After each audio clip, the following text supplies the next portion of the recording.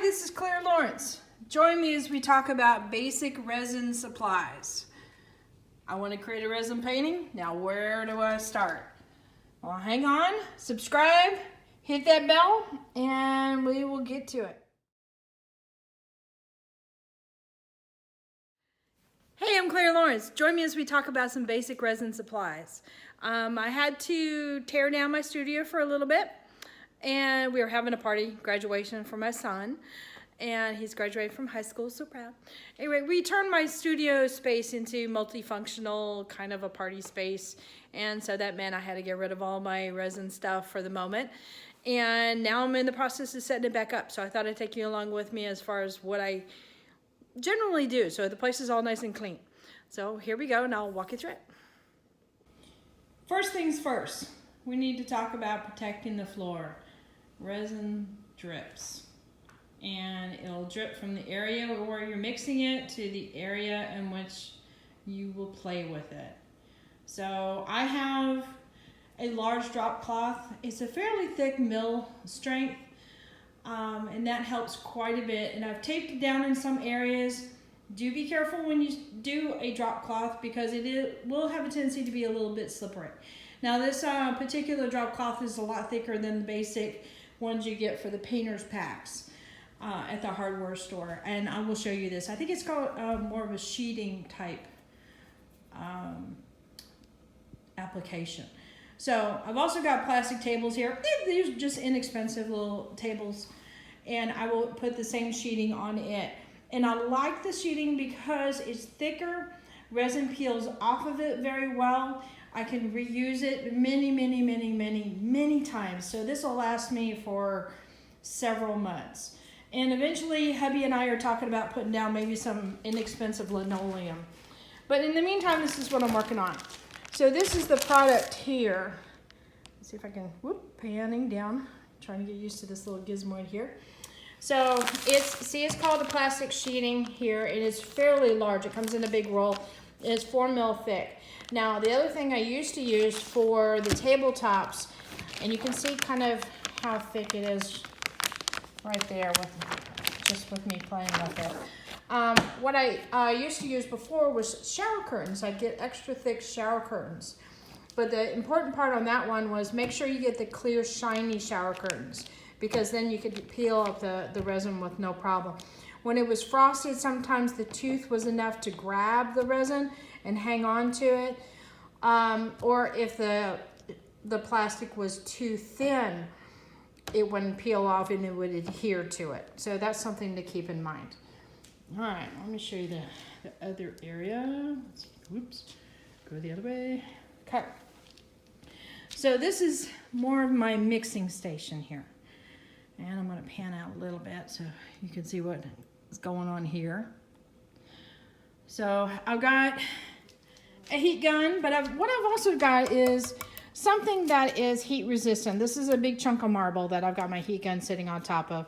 Now usually my extension cord goes underneath my little tabletop here and runs under there. I usually put resin that I'm currently using in the back. I've got paper towels. You always need paper towels. And then I haven't seemed to have an abundance of cups. Now let me explain the cups to you a little bit. So these are almost self-explanatory.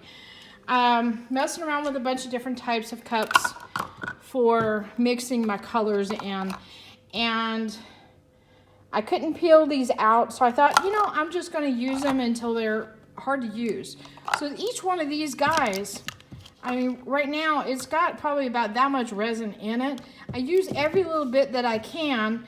I let it sit and cure, and usually by the next time I'm going to play with it the next day, it's hard as a rock. It's fine to remix into it. So this has many colors in it. So I get a lot of use out of these little cups here.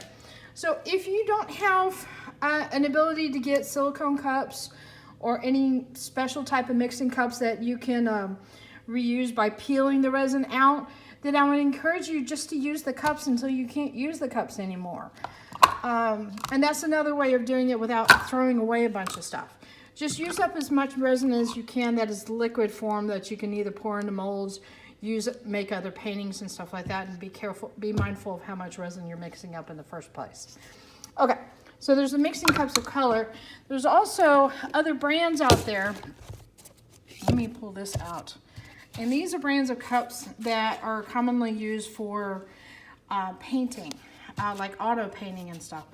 And resin will peel out of this most of the time. Sometimes it gets caught up on lips and stuff like that. But you let it cure, pour it out. Some people like to literally put them upside down overnight, let it cure, comes up, and it'll peel off. It'll kind of create like this little layer on top, and so it's easy to peel off from there. I leave a stick on the edge and pop it off that way.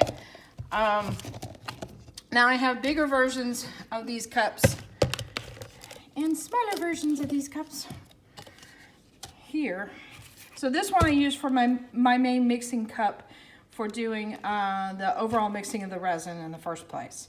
And then I will pour it in individual cups, whether they be these kind of guys, these kind of guys, or these kind of guys. These two are basically the same kind of thing. They're an auto paint mixing cup. So either one will work fine for you. So you know you need something to mix your resin in, something to pour in individual colors into. So that's one need for a cup. Another need for a cup is, let's say you're done with your piece. You've done a really big piece. You're really proud of it. You don't have a special little tent to hide it into. Another thing you can do is you can literally lay cups all around. I'm trying to do this one-handed, which is rather interesting. Here we go. Let's pretend we got a painting in the middle, and we're putting cups all the way on the outside of it, and then you can rest a piece of cardboard on top. So that way you know your canvas is protected. So you can use cups for multiple purposes as such. Another thing that I do is, if you notice that the cup sounded rather heavy, on the inside it also has resin.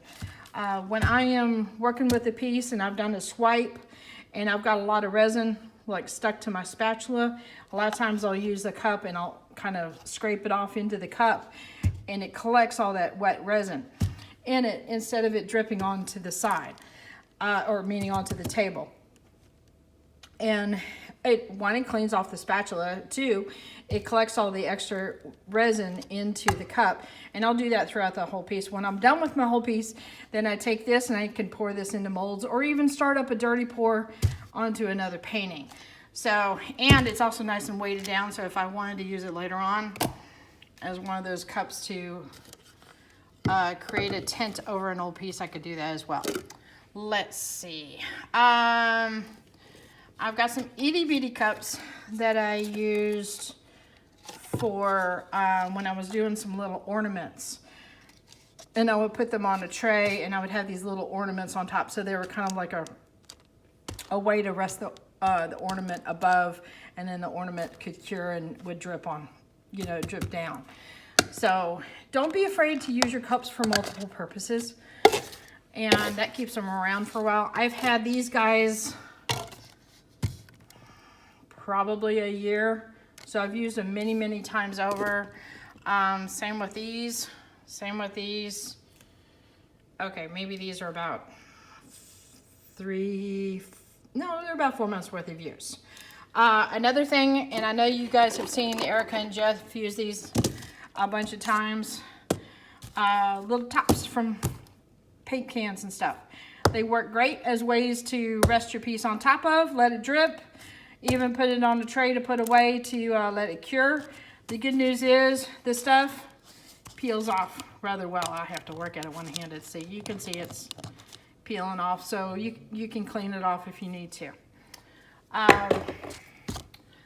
Another surface for keeping your area clean that I really like to use a lot, and it's also an easy way to, let me see if I can span around here.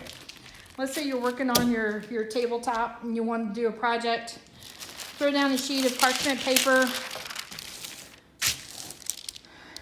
Do your painting on top of it. You want to work on another piece, but you don't want to get this plastic all messy.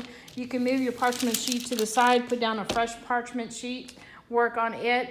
the resin will cure up on this and it peels up like no effort whatsoever. So you can reuse these guys over and over and over again. I recently tossed one sheet away that I probably have used about, probably 30 times. So think about it that way. You can really reuse a lot of these materials if you put in some effort. Okay, so I've got 3 containers here full of sticks, and I know that gets a little sounding ridiculous, but I'm gonna talk to you about the sticks. Okay, so I have my mixing stick. I got this from Art Resin. I like it. If you notice, it's got a really, really wide handle, and I wipe it off real quick, stick it back in the container almost immediately. It's got some resin buildup. It's got a little texture on it. To be honest with you, it kind of helps me out with mixing the resin in the first place. So not too worried about that. But in here, I've also got silicone tools. This is for putting hair color on, applying that in. You know, some of these are cooking tools, but they're silicone so they easily wipe off. You can reuse them over and over again. These skewers here, just wooden bamboo skewers. I've used these over and over again. I actually haven't used these at all yet. Pick out hairs. Super, super easy. They're nice and long, so you can really stretch across the canvas if you need to. Okay, so that's for kind of for moving the stuff around. Hang on just a second. Okay, basic sticks. Okay, so yeah, my buddies at Art Till Death. Gotta always point them out and all that. They made up a bunch of mixing sticks. So we've got some wide puppies here. We've got some medium-sized ones for mixing. And there's also some itty-bitty ones. Okay. Now, these like the plastic cups. If you don't end up cleaning them off right away and they get a little buildup on it, just clean it the best you can. They still mix up the resin really, really well. Don't worry about it. Even with wooden sticks, if you've got resin on it, what I end up doing is I lay it down on the plastic, kind of wipe it off a little bit, lay it down on the plastic, let it cure, you know, the 24 hours that your resin needs to. You can use it again because it's nice and hard. It won't contaminate your colors again. So I only ended up recently getting rid of a bunch of wooden ones and replace them with new ones, but I'll end up reusing these guys over and over and over again. So that will work out well. My big resin cups that I use for mixing the clear resin to begin with, a lot of times I will end up losing one of these guys up because it makes it easy for me to remove the resin in the first place and to clean the cup. Let's just pretend this is one of the big cups. I'll lay it on the side when it's all wet and I'll wait for it to cure. And then at that point I can remove the resin. And like I said before, some people like to leave them upside down and it helps pop the resin out easy too. Okay, so that's those. Now, Amazon has a bunch of kits out there that they have a bunch of molds. Some companies have put out some kits, and they also included these little guys here. They're little plastic kind of spoon spatulas. They're super thin. But I have to admit, of all the molds and stuff and all the kits, these have been the handiest little things because they're so flat. I can easily scrape my plastic sheeting to get all the resin up, stick it in my little, you know, remember my dirty cup here, and then collect all that drips, the drippy resin from my canvas, put it into here, and then pour this into a mold. So it's coming into a lot of, I can't talk right now. I'm sorry, let me try that again. They have come in handy, big time. So, there's that. Trying to think of anything else. Okay, some people like to use cloth towels to apply alcohol on and to keep gloves nice and clean. I kind of gravitate towards paper towels. I will usually end up sacrificing one set of gloves in the beginning because I use my hands to cover the canvas with a clear resin to give it a coating first before applying the colors on top of it. And then I change out my gloves, get a fresh set of gloves, and then I'm ready to play with my colors. I don't like keeping alcohol on cotton towels. I'd rather use the paper towels. That's just my personal preference. As far as gloves go, these are the kind I use here. They work really well for me. Be mindful if you have any kind of latex sensitivities when you're picking out gloves. But the nitrile gloves work great for me. The resin does fine. I don't have any reactions. So all's good. So the last little bit of supply. Remember I talked to you about cups that you can elevate canvases? These are also, I believe these are intended for using with paint, like if you're painting panels and stuff at the hardware store. But they stack really super easy. They work really well for wooden canvases, meaning the wooden panels where you can put the point in anywhere. If you're using a regular canvas, keep in mind you'll have wood around the edges, so you'll need to put these along the edges really carefully. And in those cases, the spray can cups might do you better. So, all right. That's it for basic supplies, I believe, as far as cleanup, prep, that kind of thing. And we'll talk about colors later on. So, keep it safe, have fun, and subscribe and hit that bell, and you'll get notified when I put another video up. See you later.